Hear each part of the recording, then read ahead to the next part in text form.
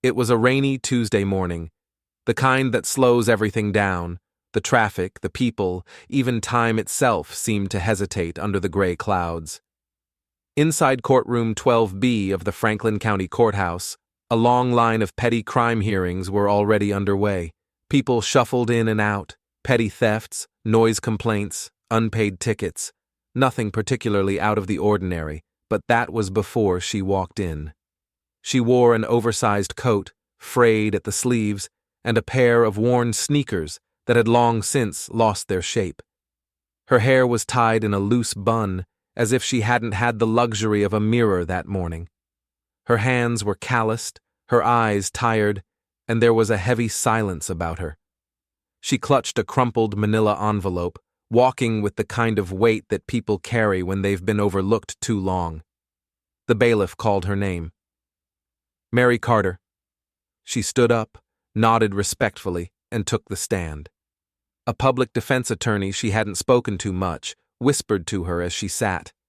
He clearly didn't know her, and assumed she was another poor woman trying to escape some impossible fine. The judge, a middle-aged man with a reputation for being stern but fair, looked over her file.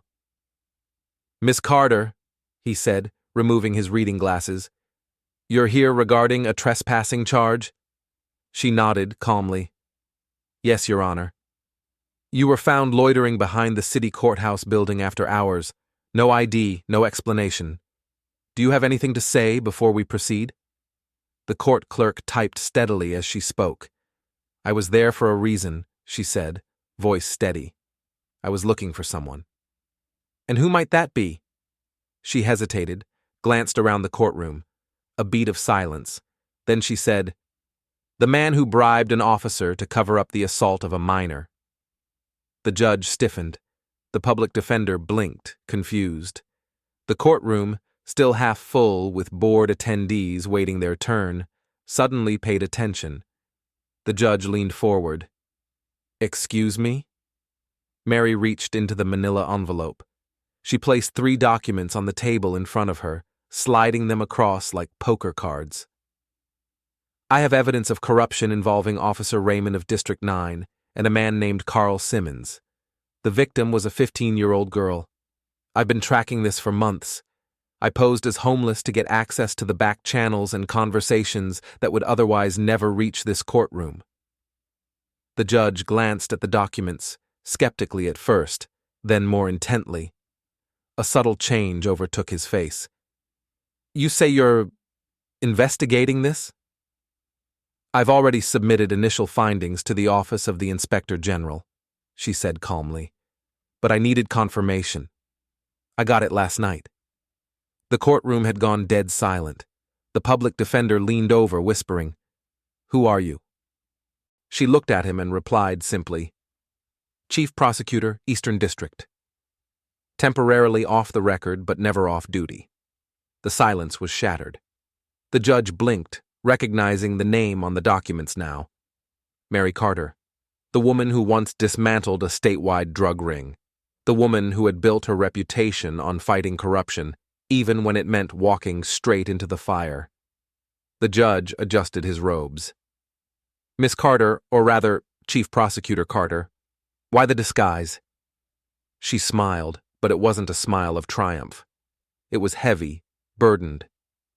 "Because sometimes the only way to find the truth is to walk where truth has been buried. They don't talk to prosecutors, but they talk to the poor. They talk to the forgotten. Your Honor," she continued, "I respectfully request this charge be dismissed. But more importantly, I request a court order to subpoena Officer Raymond and reopen the Simmons case." The judge leaned back, looking at her not as a defendant, but as someone who had just upended his morning, and perhaps the city's justice system. "You'll get your subpoena," he said quietly. The courtroom buzzed again, but this time with energy. The whisper of change. Reporters outside would later describe it as the moment when justice shed its robes and walked barefoot into the streets. But the story didn't end there. Over the next few days, more documents surfaced. Confessions, recordings, financial records that tied the officer to not just one, but multiple cover-ups. Carter had been investigating this for over 9 months, living out of her car, pretending to be a homeless woman on the outskirts of the city. No one had suspected a thing. She had attended soup kitchens, slept near shelters, and quietly recorded conversations. She built trust in a world where trust was rare, because to fix a broken system, you first have to understand what it feels like to be broken by it. Her boss at the prosecutor's office knew she was working on something deep undercover, but had no clue how far she had gone. When the truth came out, some criticized her methods. Others called her a hero. But no one could deny the results. 6 arrests, 3 resignations, and 1 very public apology from the department chief. Mary's investigation didn't stop with Raymond. Her findings opened a wider inquiry into a network of corruption that reached city contractors, private prisons, and even political campaigns. The documents she unearthed led to an independent oversight commission being established. Journalists hounded her for interviews. Book deals were offered. Her name was submitted for awards. But Mary turned it all down. She said, "If you want to honor me, investigate what happens to women who never get heard." In one neighborhood where she had pretended to live, people started organizing. Inspired by her, former addicts, survivors, and local youth banded together to demand better policing and local resources. Mary stayed in touch with many of them, quietly supporting initiatives and mentoring a group of young women who wanted to study law. Mary's background itself was not one of privilege. Her father died when she was 12. Her mother cleaned offices at night. She had been homeless herself once, sleeping in her car during law school. It wasn't the first time she'd gone hungry. That gave her a fire others didn't have. She once told a law student in a coffee shop, "Don't fight for justice if you can't stand to be uncomfortable. Justice isn't polite. It's not convenient. It doesn't arrive on schedule. You go to it. And sometimes, it hurts." Years later, people would still talk about the day Mary Carter walked into courtroom 12B in ragged clothes and changed the course of their city. But for Mary, the most important thing wasn't the headlines or the convictions. It was the change in one young girl, the 15-year-old victim, who, because of her, was able to face the world again without shame. Mary stayed out of the spotlight. She returned to work quietly, taking on new cases, pushing forward reforms, and mentoring a new generation of prosecutors. But for those who had seen her in the courtroom that day, she had already become something larger, a symbol of what happens when justice stops waiting for permission and starts walking among the people. After the court adjourned that day, the judge sat in his chambers longer than usual. His thoughts were not on the routine cases that had filled his morning, but on Mary Carter. He replayed the hearing in his mind, her calm voice, her eyes, the weight behind every word. He knew that kind of presence only came from years of battling systems stronger than most men. He looked at the subpoena order she had requested. There was more to this woman than even the city knew. She wasn't just playing a role. She had lived it. The level of commitment, the danger involved, and the sheer solitude she must have endured unsettled him. Meanwhile, across the city, the wheels of justice were finally beginning to creak into motion. Officer Raymond, still unaware of the storm brewing, was called into his superior's office. He walked in with a casual swagger, expecting a routine briefing. Instead, he was handed a notice. An internal investigation was being opened based on new evidence. He laughed at first. "This some junk off the street?" he scoffed. His captain didn't smile. "It's from Chief Prosecutor Mary Carter." The laughter stopped. Raymond sat down slowly. She's behind this?" The captain leaned forward. "You might want to call your lawyer." By the following morning, Raymond had lawyered up, and City Hall was scrambling. The media had caught scent of something big, but no one had the full story yet. Only whispers of a mysterious courtroom interruption, a prosecutor undercover, and a corruption ring being exposed from the inside out. Mary, meanwhile, was already back at her apartment, a place she hadn't stepped into for weeks. It felt surreal. Clean floors, a working shower, real clothes. But something about it all felt distant. She had lived too long among those who had nothing to ever feel fully at home again. Her phone rang. It was her mother. "I saw you on the news," she said. Her voice trembled. Mary didn't know what to say. She hadn't even told her family what she'd been doing. It was too dangerous, too hard to explain. "I just wanted to say," her mother continued, "your father would be proud. You've always had his fire." Mary choked back tears. She had missed birthdays, holidays, even funerals while chasing justice. The burden of her choices pressed down again. But then her mother added, "You made it worth it." Outside, protesters began gathering at City Hall. But this time, it wasn't anger that brought them. It was hope, a hope that maybe someone was watching, that maybe the system could be fixed from within. Among the crowd was Jenna, formerly the 15-year-old victim at the heart of the Simmons case. Now 18, her voice had started to return. She'd started volunteering at a legal aid clinic. She wanted to help others find the courage she once lacked. She held a sign that read, "Thank you, Mary Carter. I believe again." Across the street, hidden behind the tinted windows of a government SUV, Mary watched. She didn't get out. She didn't need to. This wasn't about her name being known. It was about others finding their voice. Mary Carter returned to her office the next day, quietly.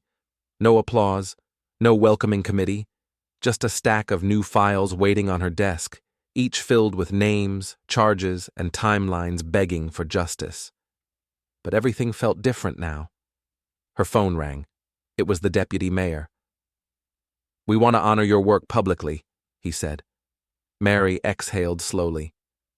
"I appreciate the thought," she said. "But if you want to honor me, investigate why people still fear reporting crimes in low-income neighborhoods. Fix that." She hung up. She wasn't interested in politics. Her war was in the trenches, courtrooms, shelters, back alleys, and broken systems. But her work had shifted something seismic in the city's power structure. There were ripple effects. Public trust in law enforcement had dipped sharply. New community outreach programs were being proposed. The police union called for a closed-door meeting with city officials, trying to manage the narrative. Protesters marched with signs quoting her, "Truth doesn't need a badge to matter." Meanwhile, the 15-year-old girl Mary had fought for, her name was Alicia, was slowly beginning to heal. Therapy sessions were no longer silent. She began to speak again, write poetry. She even asked to visit the courtroom where Mary had defended her story. When they met, Alicia asked, "Why me?" "You could have walked away." Mary smiled and replied, "Because if I don't stand for you now, one day you'll think no one ever will. And that's how injustice survives." Alicia cried. Mary held her hand. In that moment, it wasn't about law or titles. It was about one woman telling a young girl, "You matter." The next week, Mary opened a new task force, Justice Below the Surface. It was made up of junior prosecutors, social workers, a retired detective, and 3 community leaders. Their job wasn't to chase headlines. It was to chase silence, to listen where no one had listened before. Her methods remained unconventional. She'd tell her team, "If they won't come to the courthouse, we'll bring the courthouse to them." They held hearings in libraries, mediation circles in churches, and open forums in community gardens. She empowered neighborhood watch groups with legal training, transforming them into local justice ambassadors. A community that once feared justice was now part of shaping it. In one of these sessions, a grandmother named Rosa stood up and said, "I've lived here 52 years. This is the first time someone asked me what justice feels like." Mary wrote it down, word for word, because every story, to her, was a piece of the map forward. But not everyone was happy. Internal resistance was growing. A few senior prosecutors saw her reforms as a threat. They called her reckless, said she was blurring the lines between activism and law. An anonymous complaint was filed accusing her of abusing undercover tactics. A disciplinary board was convened. Mary didn't flinch. She stood before the board, presenting every step of her operation, including the authorizations she had sought, the lives it had protected, the convictions it had led to. Then she said, "If the law fears being in the presence of the people, it has forgotten its purpose." I didn't blur the lines. I redrew them, to include the voices we left out. The board voted. She was cleared of all charges. One of the commissioners even stood up afterward and shook her hand, whispering, "You reminded us why we became lawyers in the first place." Still, the pressure grew. Powerful figures she had exposed were regrouping. They began a smear campaign, leaked emails, twisted facts, accusations that she was using tragedy to boost her career. But Mary didn't respond. She stayed quiet, focused. Her silence only made her stronger. She trained her team in the art of resilience. "Let them misunderstand you," she'd say, "as long as the people who need you understand who you are." A year passed. The Eastern District went from one of the most corrupt to one of the most trusted offices in the region. Internal reforms were replicated in other states.